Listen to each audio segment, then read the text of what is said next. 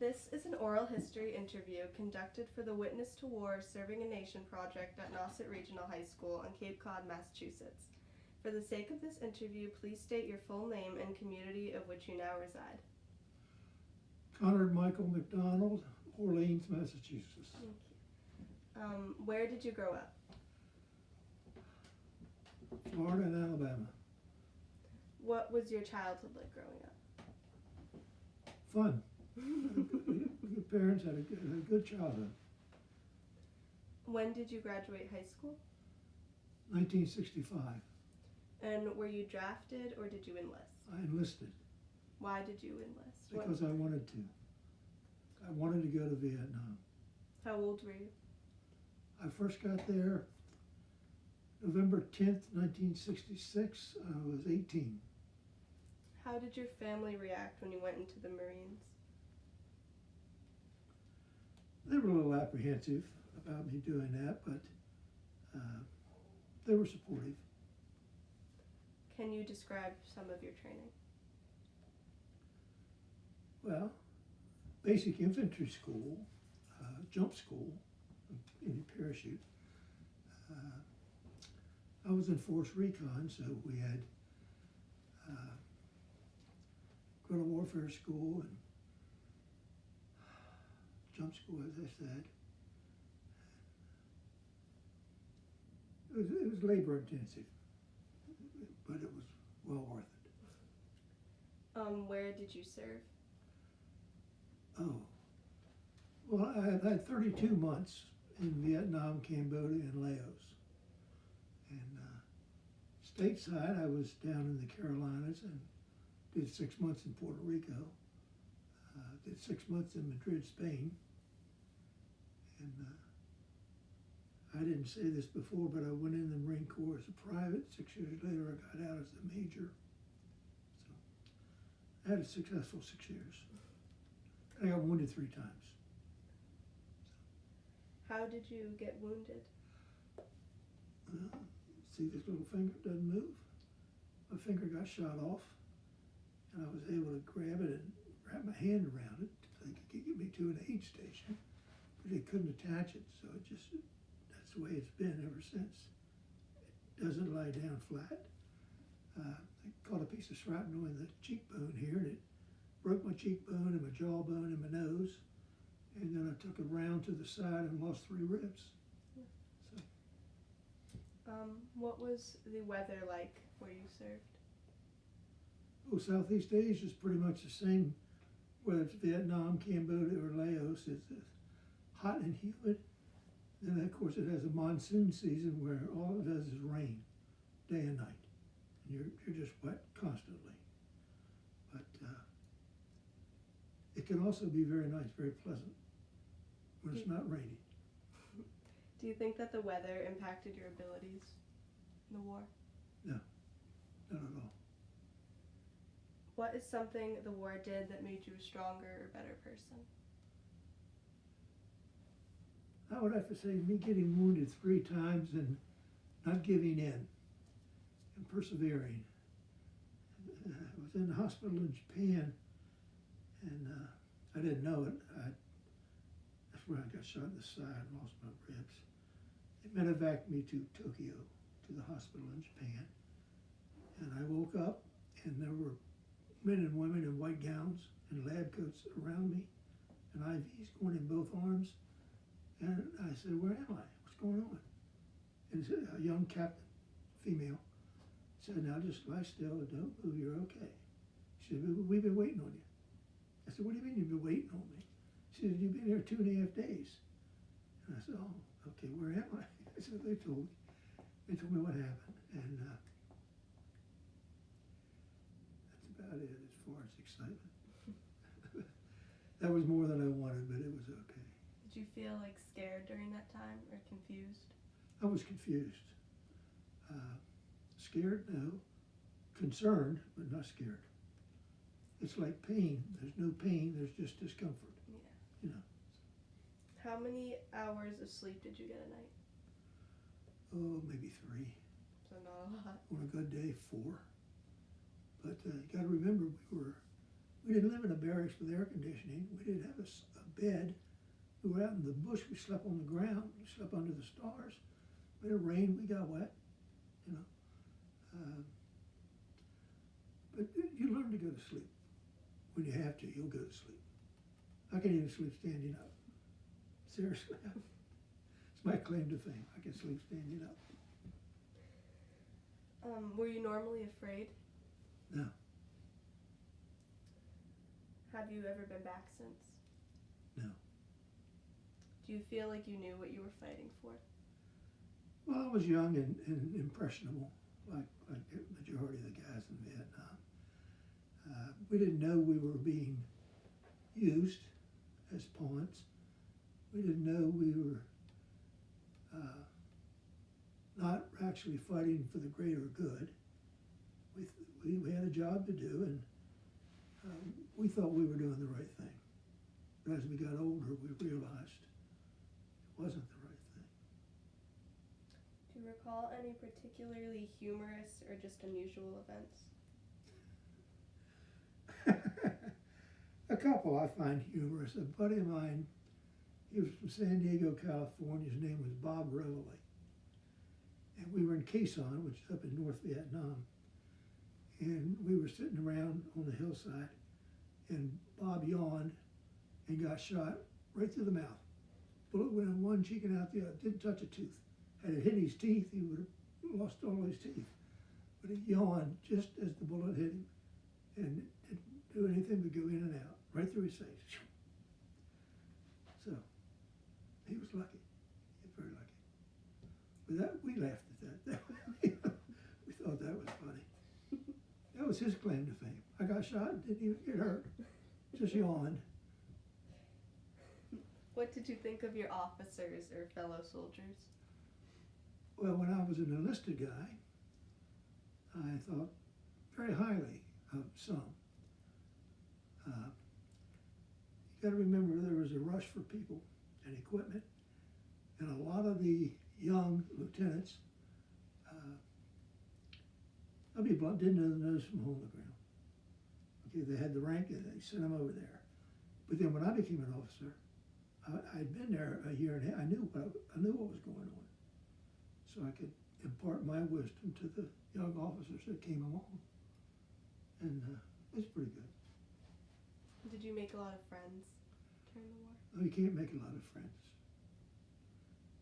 The reason you don't make a lot of friends is they're here today, but they may not be there tomorrow. So you don't remain aloof consciously, but you don't go out of your way to make friends, because, like I said, you may not have them the next day. Was there like a special routine that you did for good luck? No, just prayed. I think that worked. Did you have enough supplies or equipment? True story. You know what sea rations are? No. You know what sea rations are. They're dehydrated food. It's sealed in cans, permanently sealed. IAC rations labeled 1947, and I ate those in 1966. And they were just as fresh as they had been in 1947 because they were vacuum packed. But the thing about it was you couldn't drink the hot chocolate or you couldn't drink the coffee by themselves. They were both terrible. But if you mixed them, it came out all right. And the chocolate bars were big discs, about that big around, maybe a half-inch thick. And they were fresh. So,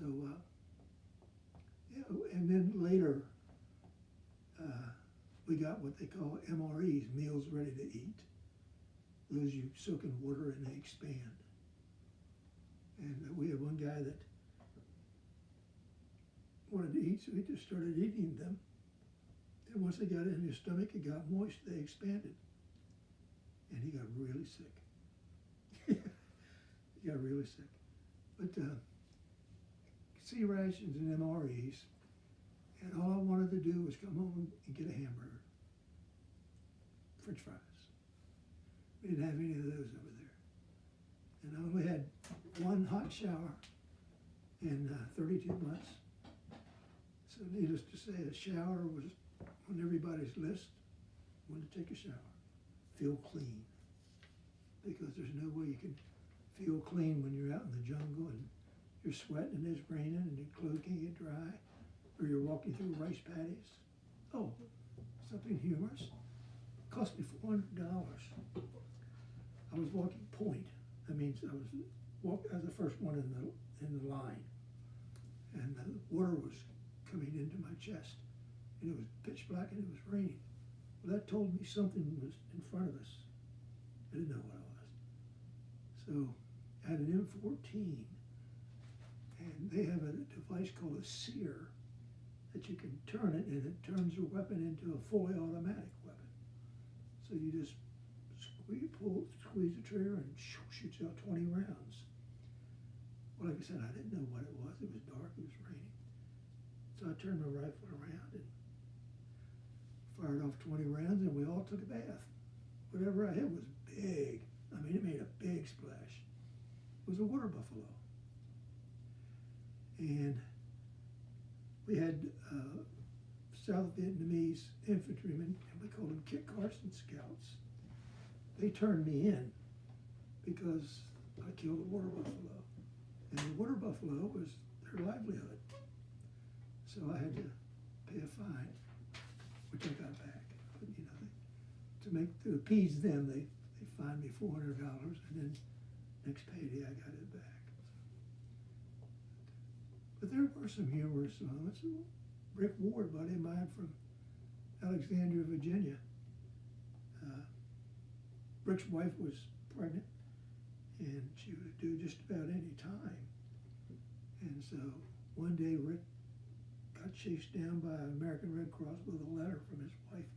She had given birth to twin girls, and he was ecstatic. I mean, we all were for him. And then about 11 days after that, a Red Cross helicopter came in to our landing zone. That's an LZ, to our landing zone. And the Red Cross volunteer got off, and she came. I went to greet the chopper. She said, "Are you in charge?" I said, "Yes, I am." She said, "I'm trying to reach Sergeant Rick Ward." And I said, "Well, I can get him for you." She said, "It's very important." I said, "I'll be right back." So I went and got Rick and came out. And she said, "I'm so happy to be able to tell you that your wife just gave birth to twin girls." And Rick said, "I know, I found out 11 days ago." So things were slow, you know.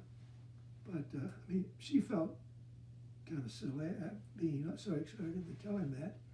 But, yeah, she said, "I know, I got a letter from her 11 days ago."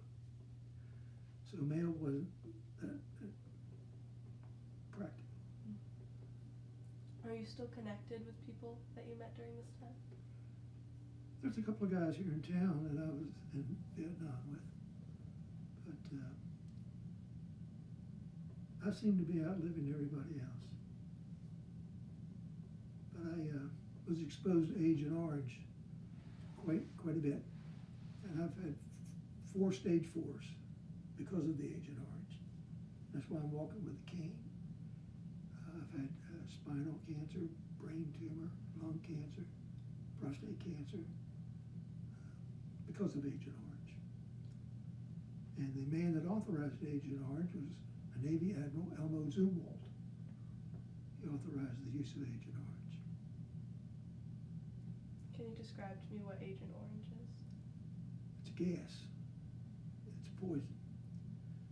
We go to bed at night, lying in the jungle, and the foliage would be there, and we'd hear a plane going over. We could feel moisture hitting us. And get up in the morning, and the foliage was all shriveled and gone. It's years ago, the railroads in this country used Agent Orange along the sides of the track to keep the brush down. It's a defoliant, and it works just that quickly. So it's not orange; it's actually milky color, like cream or half and half. But they call it Agent Orange. There was a lot of that, but that's better than World War I. World War I was gas. Took a lot of lives. But Agent Orange was nasty. What is your most vivid memory of the war?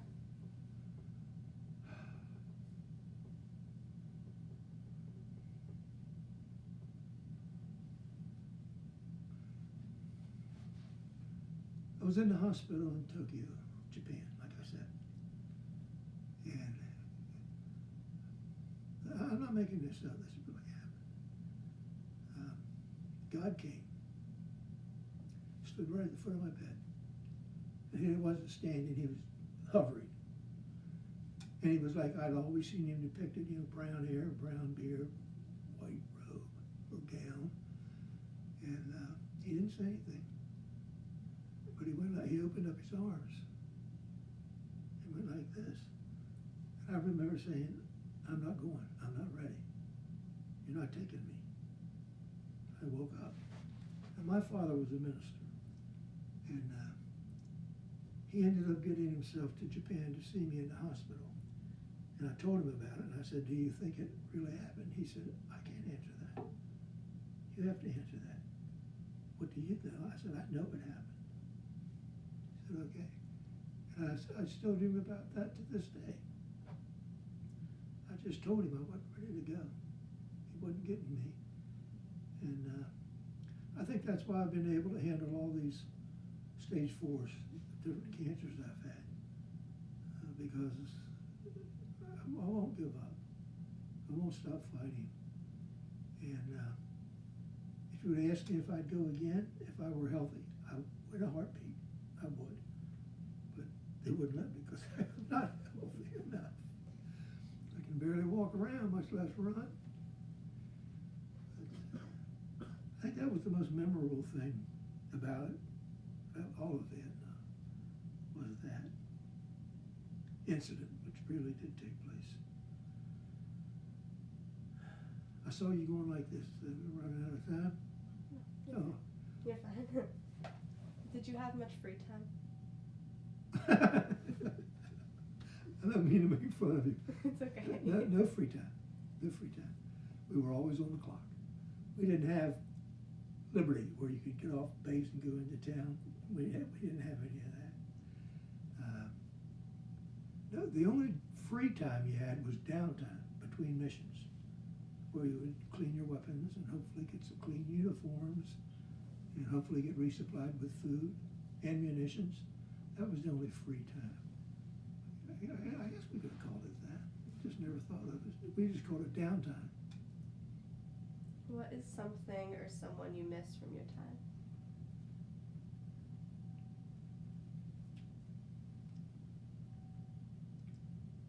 I have a lot of good friends my age here on the Cape.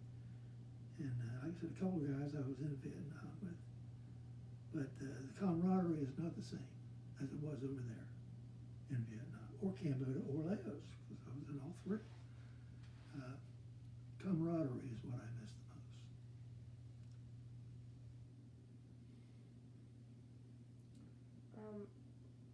Did you ever see or hear the enemy? Yes, quite frequently. Can you describe your feelings of when you did? Anger. I got to get you before you get me. We didn't have tanks. I wasn't in a tank outfit, but in tank warfare, if there are two tanks, the first tank to see the other one wins. He fires the first round down range. By the time the second tank can react, he's been hit. And that's the way it was.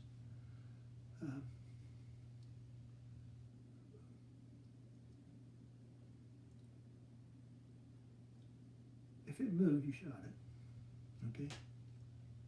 Now, stateside in the Marine Corps, they would say, if it moves, paint it green. All the vehicles were painted green and everything. But in Vietnam, you had no choice. If it was either you or me, he or I, And that's how I got shot in the hand, because we were close. But we're asking tough questions. If you don't feel comfortable answering, it's Oh, okay. no, I take a breath and move on. What happened after you hurt your hand? Where did did you go, or did you just move on? Well, I was able to, it was hanging, I was able to get it and put it in my hand and wrap it up. And then wrap it with a bandage until we got to an aid station 2 days later. And there wasn't anything they could do. It was already, the tendons were already frozen.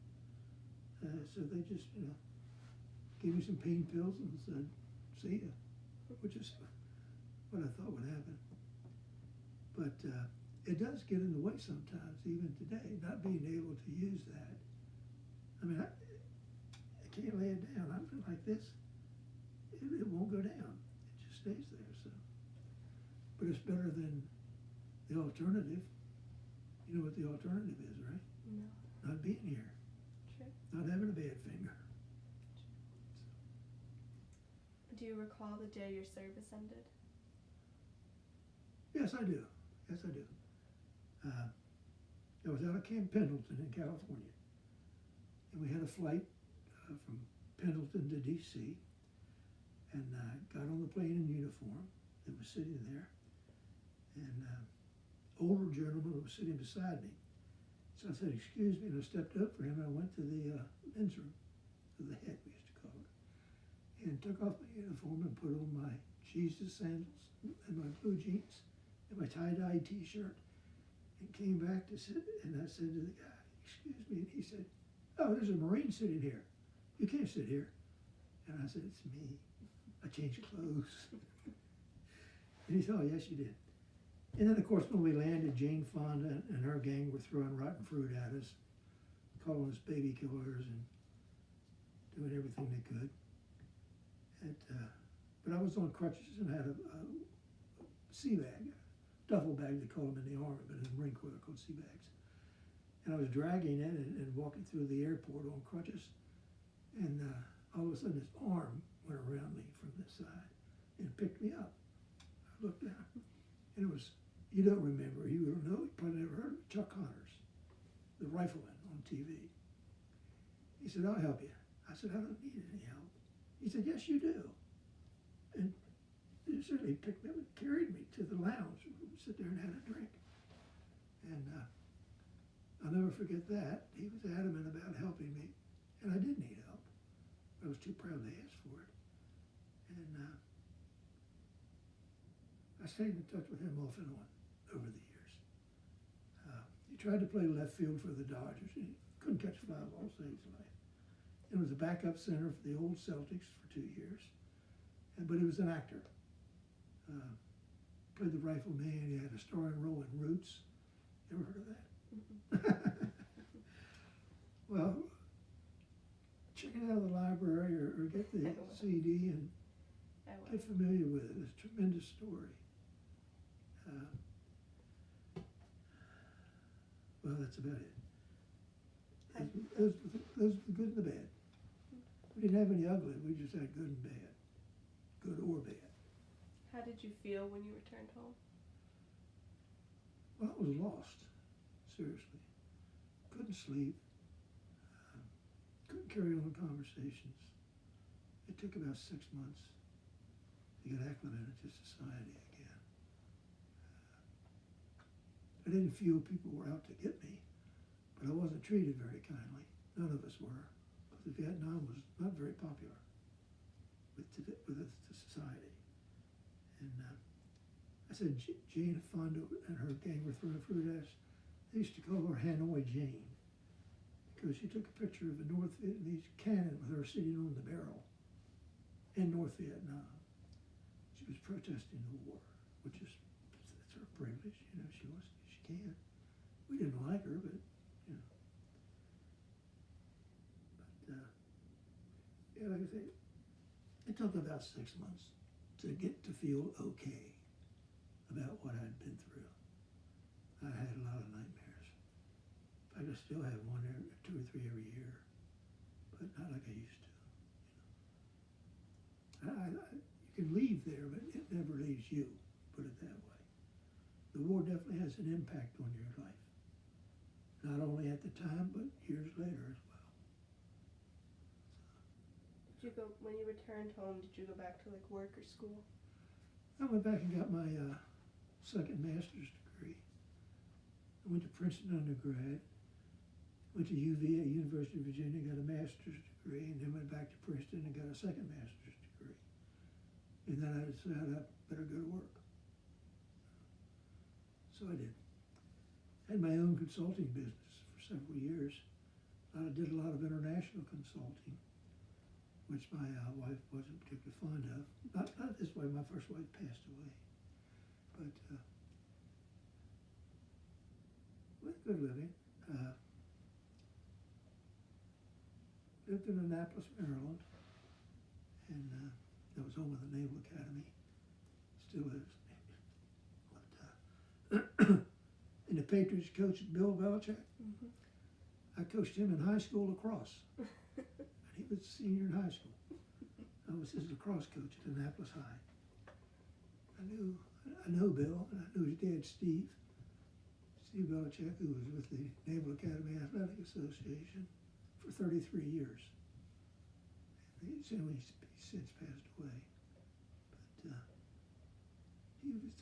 Steve was about as exciting as Bill is today. If you see Belichick on TV, Yeah. He doesn't spare too many smiles. He doesn't know how, really. But he was an All-American high school lacrosse player. He wasn't quite big enough to play college football. I mean, heavier now than he was then, but I mean, he wasn't tall enough or broad enough to play big-time college football.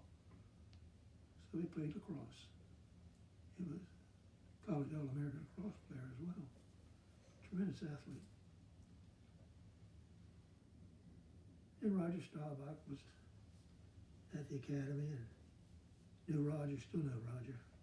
Run into him every now and then, especially at an Army-Navy game in Philadelphia. Because he was a Heisman Trophy winner at the academy. So I ramble. That's not what you're interviewing me about. No, it's okay. It's okay. Did your experience in Vietnam change your views on war in general?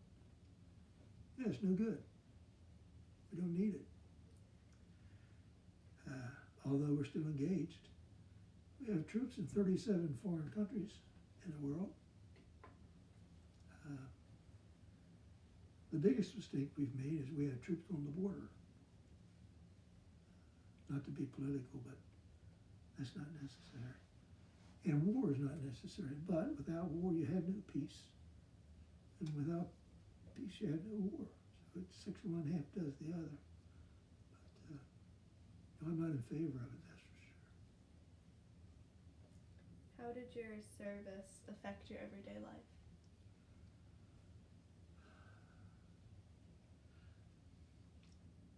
It changed my thinking of people. I'm not as critical as I used to be of people. Not that I felt I was above them or brighter than they were. It's just that I had a very short fuse and I could not tolerate fools, so to speak, or people that were subservient to others. I never did like that. Saw that in too many marriages where the wife was subservient. In the military preaches, if an officer and his wife are walking down the street, he's here and she's 2 paces to the left and 3 to the rear. He's ahead of her. I don't agree with that, never did. And we had a retired general in our church for years. And he would walk down the aisle first and pick the row out and stop and tell his wife. I kept wanting to say, Linda, tell him to stop it. You're not a kid. You don't need to be directed. I mean, this is a 50-year-old woman. Her husband was a general and retired, so the military was ingrained in his brain, and hers as well. You know. But that's one thing I disliked about the military. Officers' wives were looked upon as eye candy. But an officer's wife could make or break his career, depending on how she acted or what she said, or who she said it to.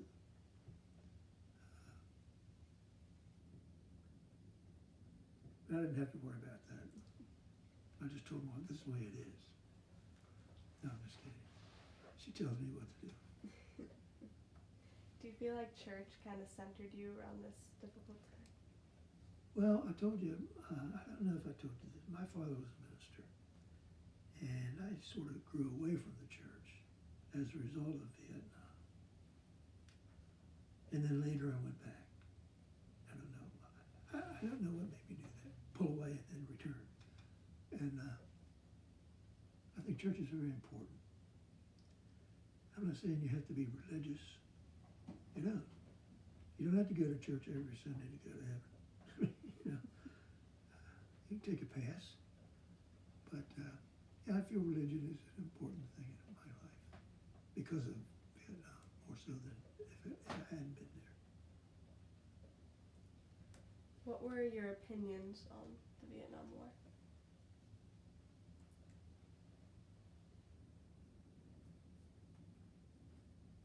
Well, I first went over there young and impressionable and thought I was there for the right reason. Toward the spread of communism. And it didn't take me too long to realize that wasn't the real reason we were there. It's just like the reason we're all today we are interested in overseas in Asia are because of oil.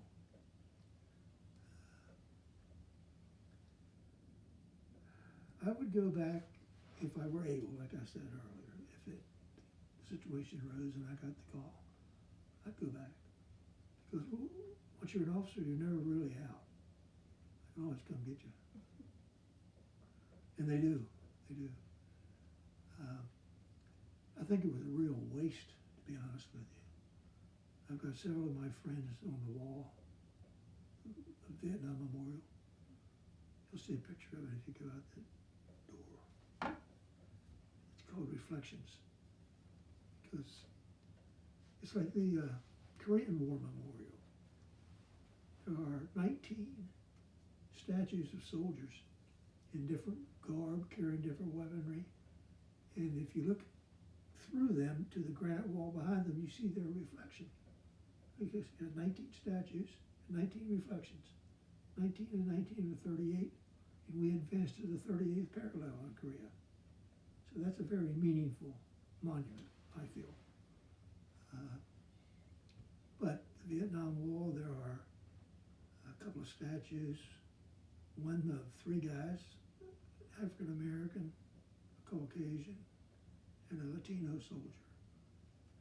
And then they finally got around to erecting a monument in memory of the women who served, which is there now.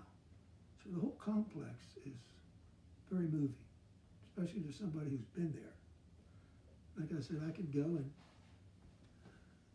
they have a directory and I can, like Frankie Hutzel, one of my best friends, I can find Frankie's name and number and block of the wall he's on.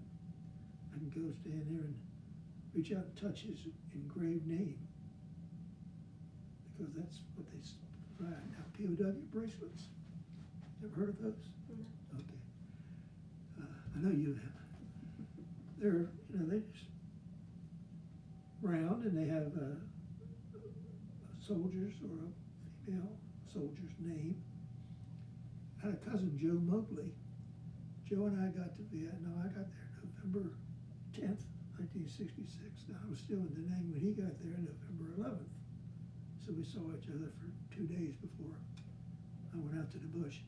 But Joe got shot down. He was a POW for over 7 years. And my first wife was still living. We were in Annapolis.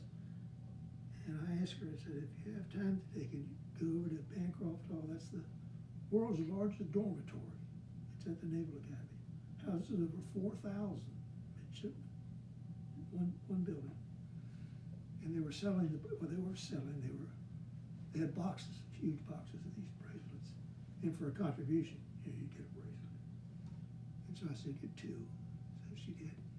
And the guy just reached in and got one, and reached in his box and got another, and handed them to her.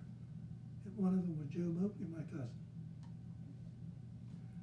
Must have been 5,000 bracelets in each box. Pulled out my cousin Joe's. I still have his bracelet in my you receive any awards? Yeah.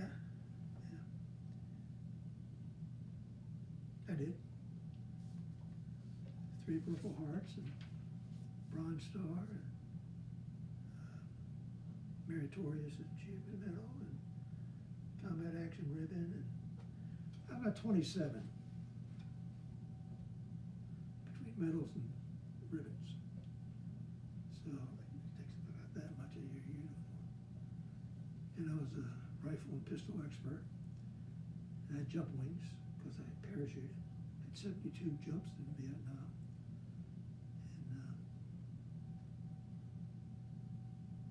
And I mean, this is braggadocio, but I'm what you would call decorated. Decorated Marine.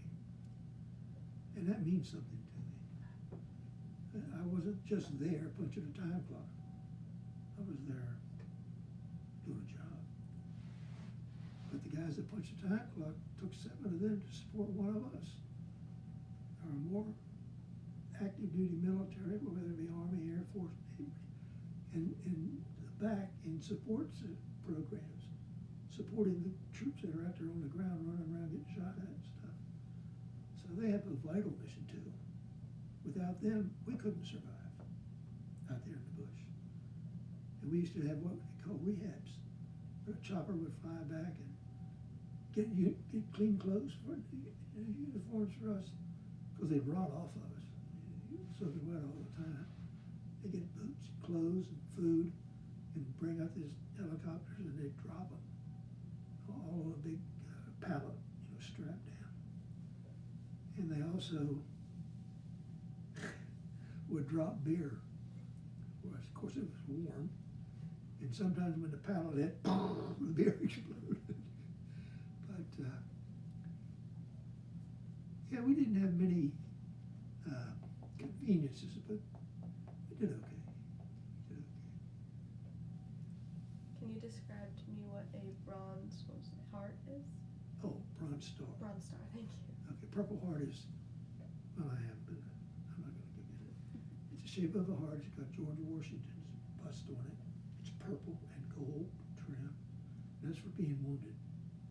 On the back it says for meritorious service. Now the Bronze Star is a star. That's bronze. And it hangs from a ribbon that's red, blue, and white. Silver Star is blue and white. Navy Cross is just a cross. So all these are like ranks as far as their worth, their merit, for lack of a better word. You have a Bronze Star, Silver Star, Navy Cross, Medal of Honor. I knew 2 guys that received the Medal of Honor. And we were all 3 in the same platoon, all on the same mission. Could have been 7 of us get the Medal of Honor, but they wouldn't do that. But R.J. Mojieski later became commanding officer of Marine Barracks at the Naval Academy, and Lieutenant Joe McGinty became a colonel down in Quantico, Virginia, Marine Corps Base Quantico. But they can only award so many medals of honor. That's why every now and then you'll see a guy get one from World War II. His paperwork finally got processed. And here he is, he's 75, he's 75 years old, he can barely walk. He's finally getting his Medal of Honor after all these years. And he's crying, he's so emotional. And I'm glad they still do that. Check people's records and stuff. One fella I was with had 6 Bronze Stars. That's a nice award, a Bronze Star, But the most famous Marine of all, his name was Chesty Puller. Okay, Chesty Puller was a 3-star general in the Marine Corps. He joined the Marine Corps as a private. Got all the way to being a 3-star general, but he would never be given the 4-star or become commandant of the Marine Corps because of 2 things he said. He testified before Congress. They were asking him questions, and they asked him, what would you give to win a battle? And he said a 6x full of dog tags. Well, 6x is that big truck with the canvas cover, dog tags which were around your neck. Fill that truck up if you had to win a battle. He said, what would you do to keep your troops' morale up? He said, I'd put a beer machine in every barracks and a female in every rack. So he never made 4 stars. But he had a house in Virginia, going down 95. You could look up and see a great big billboard, scarlet and gold. That's Marine Corps colors, red and gold. It was a billboard that said any Marine can spend the night, but he better be a Marine. Okay, so it was late one night, and we were driving back. We had been up to D.C. for a weekend off, and I said, let's go see Chesty. So we did. Knocked on his door, and he came out and he said, grumpy, good evening, Marines. We said, General. He says, come in. And we did. We spent the night. Had a couple of beers with him and fed us dinner, fed us breakfast, and then we left. But he and Lewis W. Walt, he was a 3-star general as well. He sat in a foxhole with me in Quezon and drank warm beer. That's the thing about the Marine Corps. There's not that many of us. We're very small compared to the Army on the ground. So it's not beneath a general to sit down and drink a beer with the enlisted guys. We had a master gunnery sergeant. That's a top of the line as far as enlisted people go in the Marine Corps. His helicopter came in and landed. This guy got off and he had spit-shine boots and starched utilities. And he walked over, and I'm not going to, I'll paraphrase it. Who's in charge of this mess? And I was sitting there, and I said, I am. Why? He said, you better stand up when you talk to me, son. And I said, no, you better stand up when you talk to me. I told him who I was. He was saluting me. I said, put your hand down. I said, get rid of it, lay down, roll around, get your clothes dirty. You stand out. They're going to, they see you before they see us. Blend in. And back in the rear, we had cut off pants and T-shirts and had a couple days beer. And that's how we lived. And this guy was going to go there and take charge. And he had been in the Marine Corps 29 years. And he had gone as far as he could go in rank. I mean, he was God, seriously, And I told him, I said, his name was Crenshaw. Never forget that. And I said, Sergeant Crenshaw, if you do what I tell you and you pay attention and do what we all do, you'll survive this. And you'll go home. And you'll have that on your record, that you had an overseas tour. That fulfills his career. He had to have that. He didn't last 2 weeks. He didn't pay attention. Wrong move. And the worst thing you could do is worry about your family at home.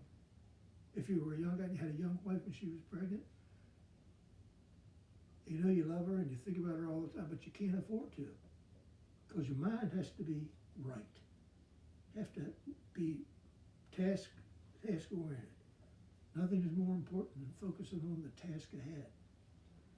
And some guys let their family back home get in their way, and it cost them. But that's what's wrong with war. That's one of the things that's wrong. You be a good guy, you live your life the best way you can, you try to treat people fairly. Then you're cast in this situation you've never seen before, don't know how to behave, and not everybody survives, because not everybody has the mentality. I'm not saying you got to be a rocket scientist. I don't mean that at all.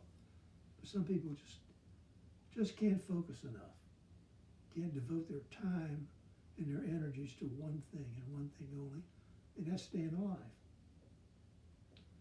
So that's the most I've talked about Vietnam in 50 years. Seriously. Thank you. Yeah. thinking about having dreams tonight. I think that's good. Thank you so much.